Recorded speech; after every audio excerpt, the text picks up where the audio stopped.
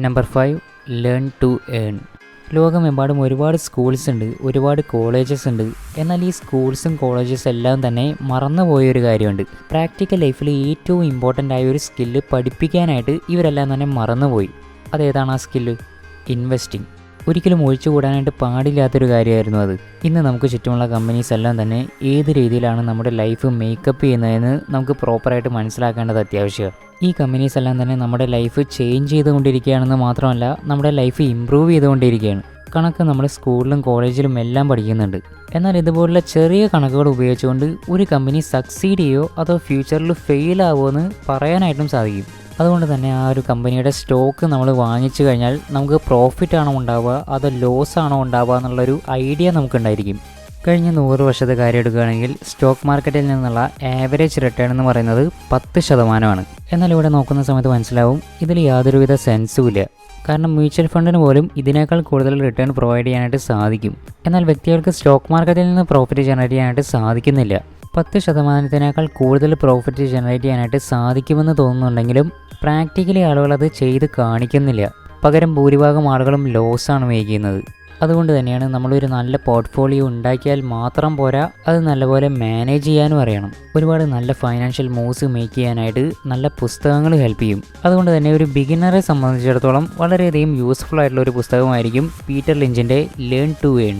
ഒരു ലെജൻഡറി ഇൻവെസ്റ്ററാണ് ഇതിൻ്റെ ഓതറായ Peter Lynch. ഇദ്ദേഹം ഓൺ ചെയ്യുന്ന ഹെഡ്ജ് ഫണ്ടാണ് ഫിഡലിറ്റി ഇൻവെസ്റ്റ്മെൻറ്റ്സ്. ഈ കമ്പനി മേക്ക് ചെയ്യുന്ന ആനുവൽ റിട്ടേൺ എന്ന് പറയുന്നത് റഫ്ലി 30%.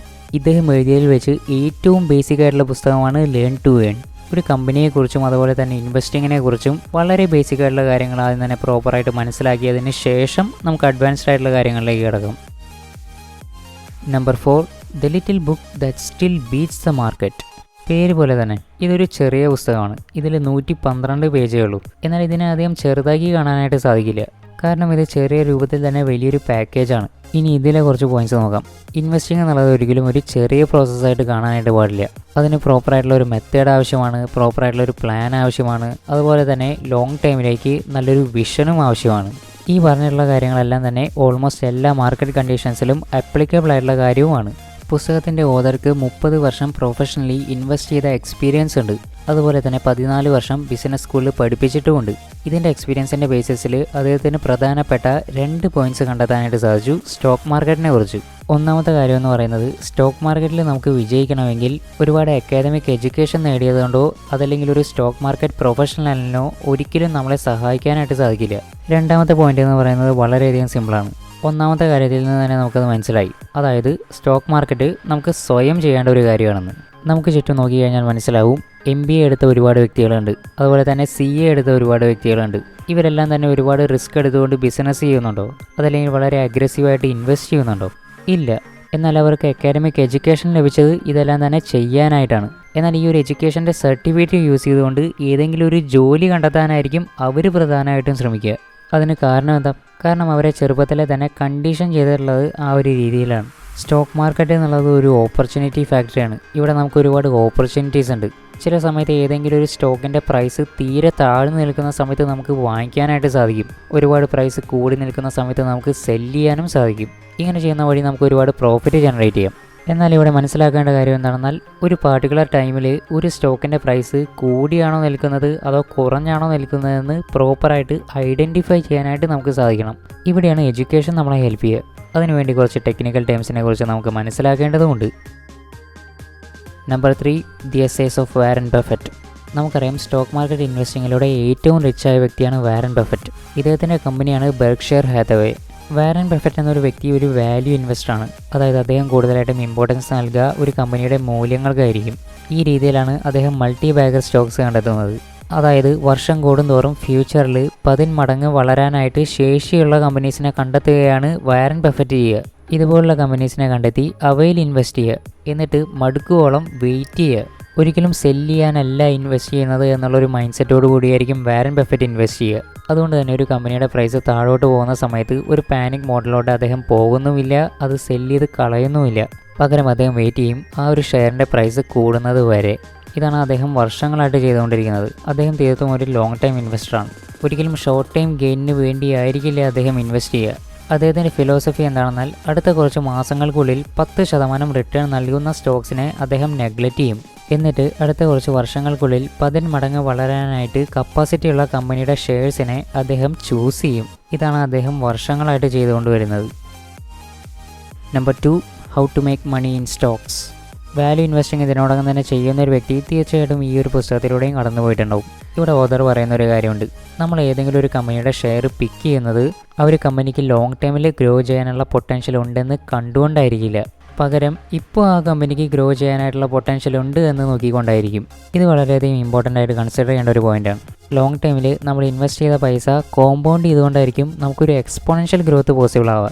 ഇതുപോലെ എക്സ്പോണൻഷ്യൽ ഗ്രോത്ത് പോസിബിൾ ആവണമെങ്കിൽ ഫ്യൂച്ചറിൽ ആ കമ്പനി നല്ലപോലെ ഗ്രോ ചെയ്യുക തന്നെ വേണം.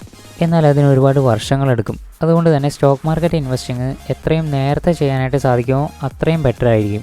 നേരത്തെ ഇൻവെസ്റ്റ് ചെയ്ത് തുടങ്ങുന്നവർക്ക് മാത്രമായിരിക്കും ഈ ഒരു എക്സ്പോണൻഷ്യൽ ഗ്രോത്തിന് മേൽ അഡ്വാൻറ്റേജ് എടുക്കാനായിട്ട് സാധിക്കുക. അതുപോലെ തന്നെ ഇമ്പോർട്ടൻ്റ് ആയിട്ടുള്ളൊരു കാര്യമാണ് ഇൻവെസ്റ്റ്മെൻറ്റ് എന്നുള്ള പ്രോസസ്സ് നമ്മൾ കണ്ടിന്യൂസ് ആയിട്ട് ചെയ്തുകൊണ്ടിരിക്കുക എന്നുള്ളത്.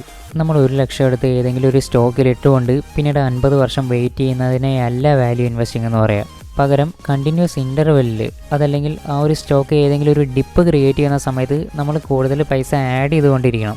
അതല്ലെങ്കിൽ എന്താ സംഭവിക്കുകയെന്ന് വെച്ചാൽ ഓവർ ദ ടൈം നമ്മൾ ഉദ്ദേശിച്ച ഒരു റിട്ടേൺ നൽകാനായിട്ട് ആ ഒരു സ്റ്റോക്കിന് സാധിക്കില്ല. വാല്യൂ ഇൻവെസ്റ്റിങ്ങിൻ്റെ കാര്യം എടുക്കുകയാണെങ്കിൽ ടൈമിന് നമ്മൾ കൂടുതലായിട്ടും ഇമ്പോർട്ടൻസ് നൽകണം. ടൈം യൂസ് ചെയ്തുകൊണ്ടാണ് നമ്മൾ ഈ എക്സ്പോണൻഷ്യൽ ഗ്രോത്ത് മേക്ക് ചെയ്യുന്നത് തന്നെ. ഒരു ഹെൽത്തി റിട്ടേൺ ആണ് നമ്മൾ സ്റ്റോക്ക് മാർക്കറ്റിൽ നിന്ന് പ്രതീക്ഷിക്കുന്നതെങ്കിൽ നമ്മളിവിടെ തീർച്ചയായിട്ടും കളിക്കേണ്ടത് ലോങ് ടൈമിലായിരിക്കണം. Number 1, the intelligent investor. ഇതിനോടകം തന്നെ ഭൂരിഭാഗം ആളുകളും ഗസ് ചെയ്തിട്ടുണ്ടാവും നമ്പർ 1 പൊസിഷനിലോട്ട് ഏത് പുസ്തകമാണ് വരാൻ പോകുന്നതെന്ന്. ബെഞ്ചമിൻ ഗ്രഹാമിൻ്റെ the intelligent investor. Benjamin Graham Warren ബഫറ്റിൻ്റെ ഗുരുവാണ്. ഇദ്ദേഹത്തിൽ നിന്നാണ് അദ്ദേഹം വാല്യൂ ഇൻവെസ്റ്റിംഗ് പഠിച്ചത് തന്നെ. ബെഞ്ചമിൻ ഗ്രഹാമിൽ നിന്ന് ഒരാൾക്ക് ഈ ഒരു കാര്യം പഠിക്കാമെങ്കിൽ മറ്റുള്ളവർക്ക് എന്തുകൊണ്ടായിക്കൂടാ? ഇപ്പോഴുള്ള മാർക്കറ്റിനെ ഇഗ്നോർ ചെയ്തുകൊണ്ട് ലോങ് ടൈമിലോട്ട് വെൽത്ത് ജനറേറ്റ് ചെയ്യാനായിട്ട് സാധിക്കുന്ന കമ്പനീസിനെ കണ്ടെത്താനായിട്ട് സാധിക്കുക, എന്നിട്ട് അവയിൽ നമ്മുടെ പൈസ ഇൻവെസ്റ്റ് ചെയ്യുകയും ചെയ്യുക. ഇതിനാണ് വാല്യൂ ഇൻവെസ്റ്റിംഗ് എന്ന് പറയുക. അദ്ദേഹത്തിൻ്റെ സ്റ്റുഡൻ്റായ വാരൻ ബഫറ്റ് ഇല്ലായിരുന്നുവെങ്കിൽ ഒരുപക്ഷെ ഏറ്റവും ഫേമസ് ആയ ഇൻവെസ്റ്റർ ആവുന്നത് ഒരുപക്ഷെ ബെഞ്ചമിൻ ഗ്രഹാം തന്നെയായിരിക്കും. ദാരിദ്ര്യത്തിൽ നിന്ന് തുടങ്ങിയ അദ്ദേഹം കോളേജ് എഡ്യൂക്കേഷന് ശേഷം തൻ്റെ ഇൻവെസ്റ്റിംഗ് കരിയർ സ്റ്റാർട്ട് ചെയ്തു. അതിനുശേഷം 1949 അദ്ദേഹം ദി ഇൻ്റലിജൻറ്റ് ഇൻവെസ്റ്റർ എന്ന പുസ്തകം എഴുതുകയും ചെയ്തു. ഇതിനെയാണ് ഇൻവെസ്റ്റിങ്ങിനെ കുറിച്ച് എഴുതിയ ഏറ്റവും നല്ല പുസ്തകമെന്ന് വാരൻ ബഫറ്റ് പോലും പറയുന്നത്. ഒരിക്കലും നമ്മൾ ക്രേസി പ്രോഫിറ്റ്സിനെ ചേസ് ചെയ്യാതിരിക്കുക. അതുപോലെ തന്നെ എല്ലായ്പ്പോഴും ഒരു സ്റ്റോക്കിനെ ലോങ് ടൈമിലേക്ക് അനലൈസ് ചെയ്യുക. നമ്മുടെ ഇൻവെസ്റ്റ്മെൻറ്റ്സിന് വേണ്ടി നമുക്ക് തന്നെ സ്ട്രിക്റ്റ് ആയിട്ടുള്ള റൂൾസും ഫോർമുലാസും ആവശ്യമാണ്. ഇത് നമ്മൾ സ്വയം മേക്ക് ചെയ്യുക, അതിനോട് തന്നെ സ്റ്റിക്ക് ചെയ്യുകയും ചെയ്യുക. ഇതുപോലെ വളരെ നിസ്സാരമായിട്ടുള്ള റൂൾസ് യൂസ് ചെയ്തുകൊണ്ട് തന്നെ നമുക്ക് സ്റ്റോക്ക് മാർക്കറ്റിൽ വിൻ ചെയ്യാനായിട്ട് സാധിക്കും. ആർക്കും തന്നെ അടുത്ത ഫേസ്ബുക്കിനെയോ ആപ്പിളിനെയോ ഗൂഗിളിനെയോ ഒന്നും തന്നെ പ്രെഡിക്റ്റ് ചെയ്യാനായിട്ട് സാധിക്കില്ല. എന്നാൽ നമുക്കുണ്ടാകുന്ന ലോസസിൽ നിന്നും നമുക്ക് നമ്മളെ പ്രൊട്ടക്റ്റ് ചെയ്യാനായിട്ട് സാധിക്കും. നമുക്ക് എത്രത്തോളം പൈസ സേവ് ചെയ്യാനായിട്ട് സാധിച്ചു, എത്രത്തോളം ഇൻവെസ്റ്റ് ചെയ്യാനായിട്ട് സാധിച്ചു എന്നതിലല്ല പ്രധാനം, എത്രത്തോളം പൈസ നമുക്ക് കീപ്പ് ചെയ്യാനായിട്ട് സാധിച്ചു, എത്രത്തോളം പൈസ മറ്റുള്ളവർ നമ്മുടെ കയ്യിൽ നിന്നും എടുക്കുന്നതിൽ നിന്ന് നമുക്ക് പ്രിവെൻറ്റ് ചെയ്യാനായിട്ട് സാധിച്ചു. ഈ കാര്യങ്ങൾക്ക് കൂടുതലായിട്ടും ഇമ്പോർട്ടൻസ് നൽകുക. ഇമ്പോർട്ടൻ്റ് ആയിട്ടുള്ള കാര്യങ്ങൾ മറ്റുള്ള ആളുകളിലേക്ക് കൂടി എത്തിക്കുവാനായിട്ട് ഈ വീഡിയോ തീർച്ചയായിട്ടും ഷെയർ ചെയ്യുക.